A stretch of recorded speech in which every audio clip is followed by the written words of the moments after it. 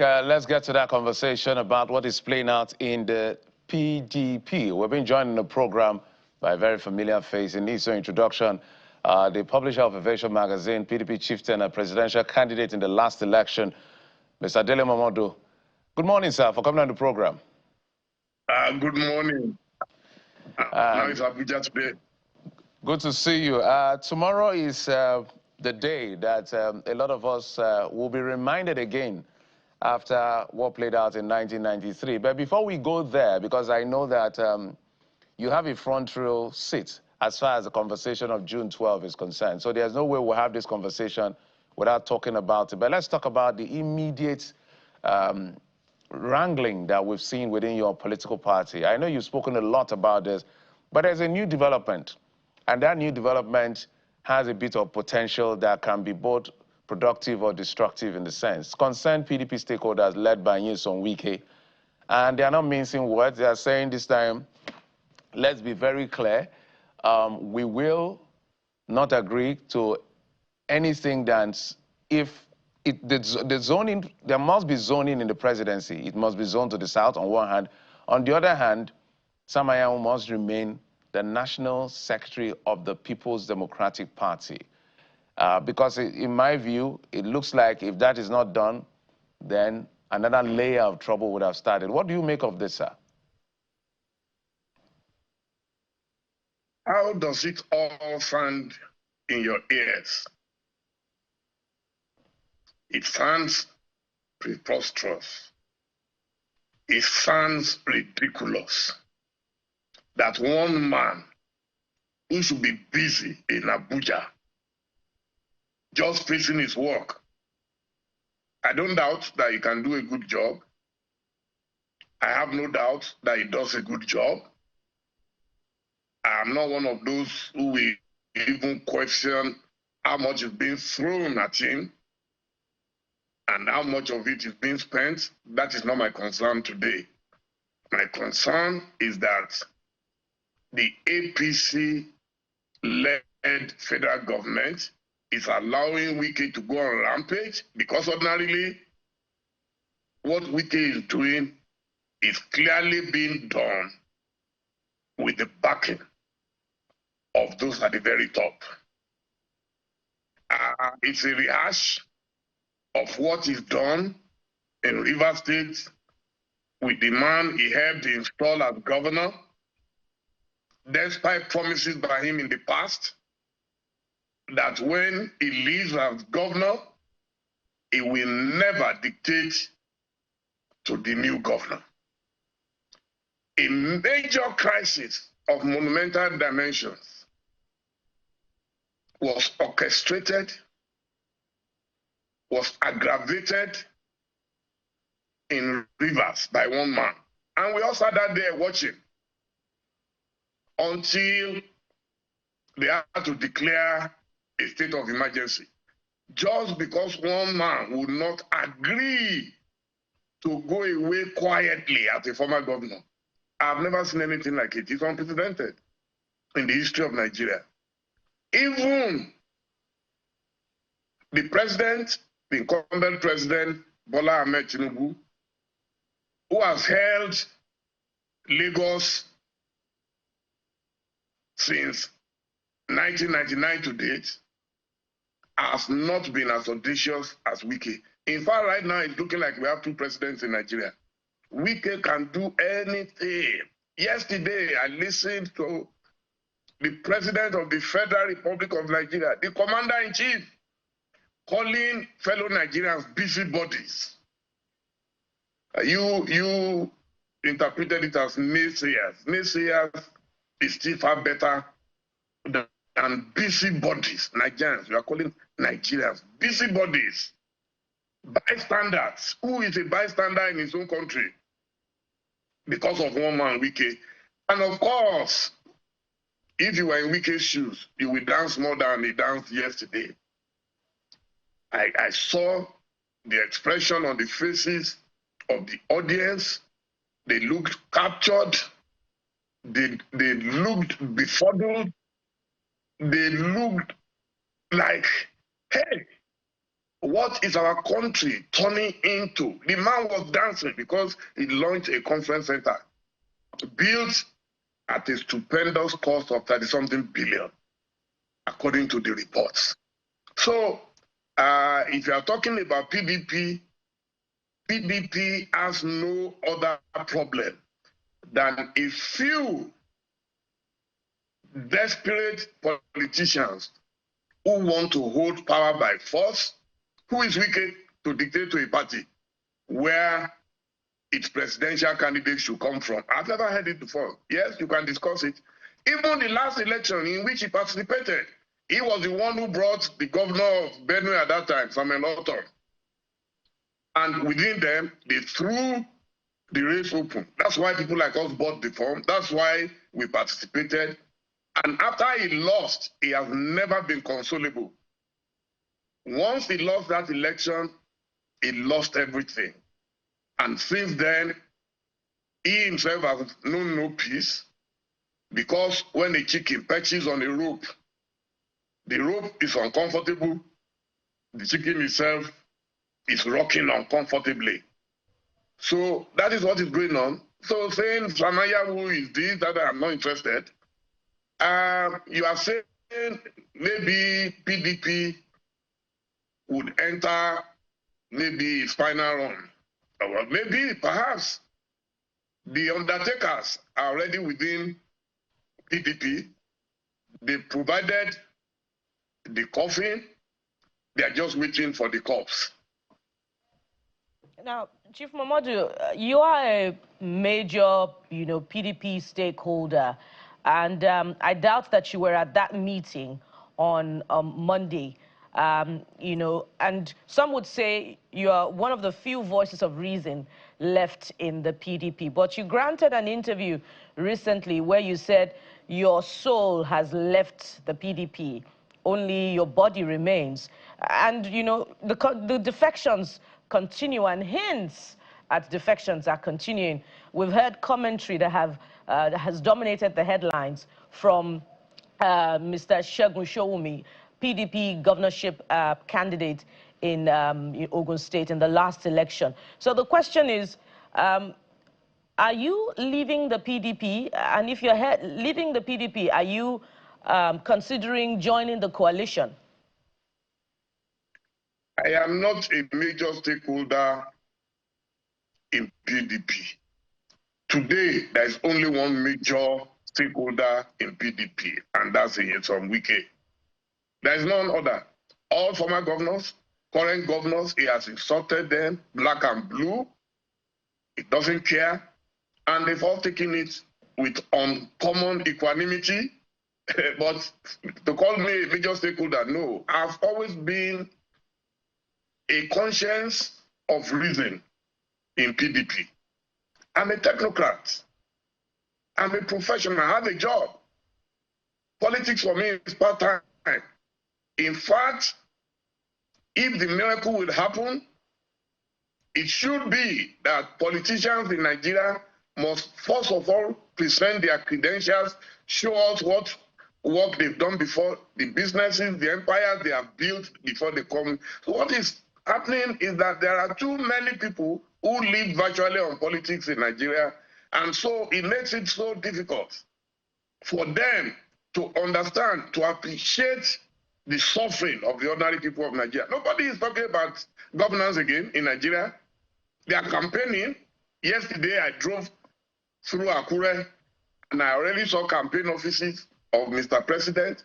It's unbelievable. INEC is watching. People want to register new parties. They can't register it because they will put all kinds of bottlenecks on their path. So, for me, whatever happens, when I said my soul is that of PDP, there is nobody except maybe those benefiting from this government or any other government who would be happy to see how PDP is in tatters today, to see the rags PDP is wearing today, just because one man wants to keep PDP for himself. He knows what he's doing. They say he's bold, he's courageous. I dare him to join APC. He's holding PDP down, hoping that whenever APC runs into trouble, then he will resurrect PDP for himself. That's all. He knows that PDP is dead. The man who says presidency should be, zoned to the south, wanted to be vice president to Alhaji Atiku Abubakar. He doesn't like to hear that truth, but that's the truth. He wanted to be vice president to Atiku Abubakar. So if the current vice president and they won that election, will he be talking the way he's talking now? And at any rate, each and every political party has a right to field any candidate, no matter where that candidate is coming from. Any candidate, whether in the north, in the south, in the east, in the west. It is the right, it is the sole prerogative of every political party. It is not the sole property of the on Wike. In fact, what he is doing now in the decent society is tantamount to staging a coup against a political party by going on out and using forces of coercion and all manner of subterfuge to fight the party that made him everything that he is today. I have no fear of contradiction about everything that he is today came from that party. Please go on. Isn't that, Chief Momodu, I wanted to find out from you. So two things I want you to address. One, isn't there merits, whether or not he has a moral argument, and I'll explain what I mean by that moral argument. Isn't there merit in the argument as to presidency should stay in the South, given the fact that Muhammadu Buhari was here for 8 years? That's on one hand. I would like you to respond to that. But in addition to that question, the moral argument here is he has clearly said he will support the president in 2027. Does he have a moral right to now dictate how the direction of your party should go? Anytime I hear these questions, it sounds very unfortunate. Number one, he does not have the right to determine where PDP, whether it feels it is right or not. He has already chosen his candidate ahead. So he no longer has a say about what PDP will do. PDP would have to strategize if they want to stay alive. They have to strategize about where their candidate will come from. He is fighting Alhaji Atiku Abubakar. Atiku Abubakar does not have any state. Tinubu has Lagos State permanently locked down. Atiku does not have one. Atiku does not control any governor in Nigeria. So why are they desperately afraid of the man? That is the only reason. I don't care if Tinubu decides to govern forever. As long as Nigerians allow him, so be it. So that's one of the risks and danger of democracy. But in this case, every Nigerian has the right to contest if he finds a political party. And Wike cannot be the sole administrator of PDP. And that's where all the problems started from in the first instance. The North that you are talking about, there are different configurations for different political parties. In 1999, Baba Obasanjo, President Olusegun Obasanjo, governed from 1999 to 2007. After that, President Umaru Musa Yar'Adua took over. Unfortunately, we lost him. Then Dr. Goodluck Jonathan completed their term. He was the vice president then. He completed that in 2011. But remember that all this while, we had Major General Muhammadu Buhari, who was contesting perpetually. Nobody challenged him. It did not matter whether against Obasanjo or against Yar'Adua. He was contesting perpetually. Thereafter, so let's do that, the math. Simple arithmetic. 8 years of Obasanjo plus minimum 5 years of Jonathan was already 13 years. Thereafter, Dr. Goodluck Jonathan was allowed to contest in 2011. If he had won that election at that time, that would have made 17 years to the South. I'm talking about PDP now, because PDP was the one in charge. It would have been 17 years out of 24. Why will a governor So elected on his all platform those who are arguing it must go first to the North, come down because it's convenient for them, they are being clever by the half. So this argument about North-South is not in the Constitution of Nigeria. It's a private arrangement within members of a political family. And whatever decision they take, whatever decision they think will favor their party, that is their right. Now, in PDP, you don't want people to go to primaries. It's obvious. He's scared Steve of losing power. It is in his interest for Tinubu to continue, so which is his right. There's nothing wrong with that. But you cannot say it is your own right for your candidate to continue and that others should not find a solution to their own problems. There is nowhere in the world where that works. But because he has the full backing of the federal government, he will continue to make all these ridiculous assertions, holding ridiculous meetings with his cronies and calling them concerned stakeholders, and nothing will happen to him. We saw what happened in Rivers. Fubara was kicked out because of one man. What was the basis for the state of emergency that we have in Rivers now? Is Rivers State the most troubled state in Nigeria today? The answer is no. Wike is the one who will bring sheriff from somewhere, is the one who will bring secondus from somewhere, is the one who will bring IU from somewhere, and he will kick all of them out like football. But Chief Momodu, yes. Isn't the PDP part of its own problem? There were, according to reports, about 26 state chairmen at that meeting on Monday. There were a House of Reps members, senators of PDP extraction at that meeting on Monday. And they are all aware of the oddity that Minister Nyesom Wike is going to support an APC candidate for the 2027 presidential election. And they're going ahead, to converge and rally behind him as he convenes a major stakeholders forum. So isn't PDP part of its own problem? Oh, no, of course, there's no doubt about that.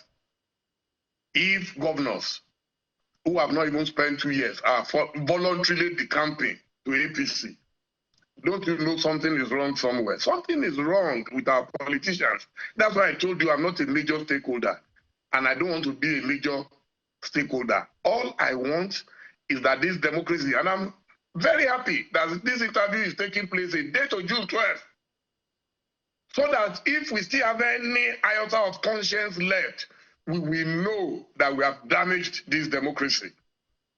In fact, all those who suffered for this democracy, especially those in heaven, if they can see us, they will be crying. Where was Wike during that struggle? Who knew characters like him during that struggle? But today, Wike is talking as if he's the founding father of Nigeria. And that whatever he says, as if we have a military ruler as the minister of FCT, and he can belch orders to people because he's intoxicated by power. So that's the issue. I agree with you absolutely that we have many politicians who cannot stand. And so they can't stand for any principle, they can't stand for any ideology, and they are not even ashamed of looking at their own children. See how they are being kicked around like robots. It's unfortunate, but like I said, every man for himself, God for us all. All right. Wike definitely is doing what his boss wants him to do. That if your boss tells you that your critics are busybodies and they are bystanders, and that's what we've all become. All right. We all work together. All right, Chief Momodu. And Iwaju was our great leader in exile. All right, Chief Momodu. Before exile. Yeah, just before, I'm happy we're jumping into that conversation. We just have about 1 to 2 minutes left, if you can do this for us.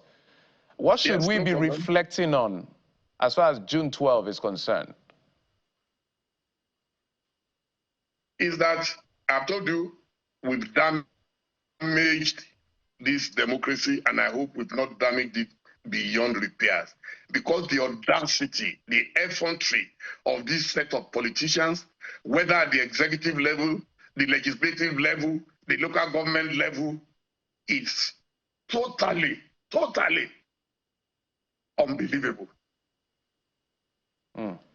Chief Momodu, thank you so much. But before I let you go, I think my colleague asked, I don't know whether he gave us an answer. So with all the things you have said, with concerns... The answer is simple. That for me, the summary of this interview on the eve of June 12th is that Nigeria is virtually back to civilian dictators who don't care how you feel, what you feel. Nigerians are hungry.